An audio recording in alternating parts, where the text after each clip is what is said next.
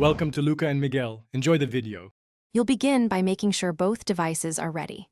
On your iPhone 16, install any pending iOS update, and on the watch, confirm Watch OS is current. This avoids pairing conflicts. Once done, plug or charge both so they stay powered, and keep Bluetooth and Wi-Fi on your phone. Make sure you know your Apple ID and passcode because you'll be asked to authenticate. If activation lock is enabled, follow prompts to remove it. Now bring the watch close to the iPhone and watch for the pairing screen. You'll now pair and choose how to restore data. Open Watch on your iPhone and tap Start Pairing. When the animated view appears on the watch, scan it with your iPhone camera to link devices quickly. If you have a backup, choose Restore from Backup so apps, settings, and health data transfer. If not, set up as new.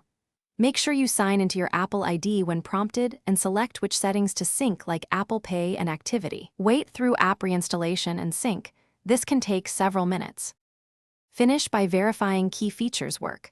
Open Health and Activity to confirm data, test calls and notifications, and check wallet cards if you enabled Apple Pay. If something's off, first restart both devices and try pairing again. Make sure Bluetooth and Wi-Fi are active and your iPhone is unlocked.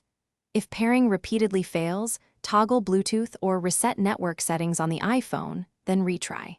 As a final step, erase the Apple Watch, Settings General Reset, and pair.